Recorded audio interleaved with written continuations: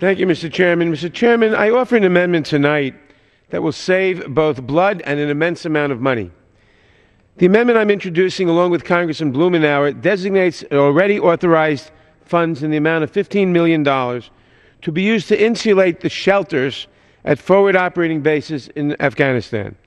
Properly insulating military shelters can significantly reduce energy consumption, which in turn can decrease the number of vulnerable fuel convoys needed to support our troops.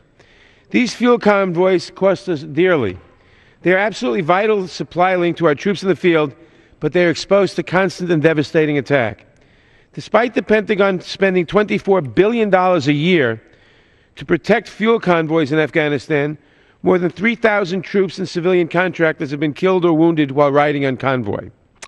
What's more, fully two-thirds of the fuel used in Afghanistan goes to provide electricity for air conditioning and heat at military installations. If we can reduce the energy required to heat and cool shelters in the field, then we can reduce the number of vulnerable fuel trucks needed to support the operations.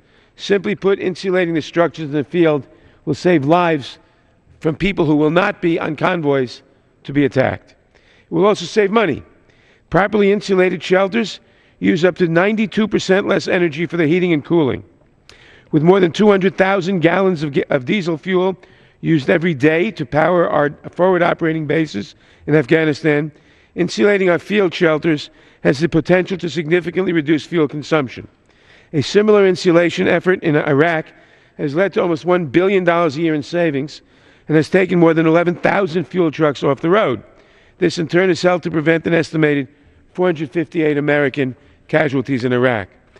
A little arithmetic will show you that this $15 million invested in insulating the shelters and the forward bases in Afghanistan should save several billion dollars in costs, as well as thousands of lives. I want to thank Congressman Blumenauer, Hinchey, and Welch for their support in this amendment. Together, the amendment provides a common-sense way to reduce fuel consumption across the war zone.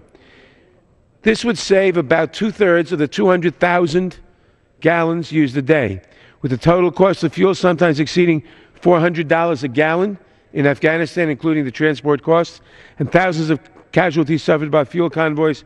A small investment of $15 million in energy-efficient insulation can go a long way in saving thousands of lives and upwards of billions of dollars in resources. I urge passage of this amendment, and I yield back. The gentleman.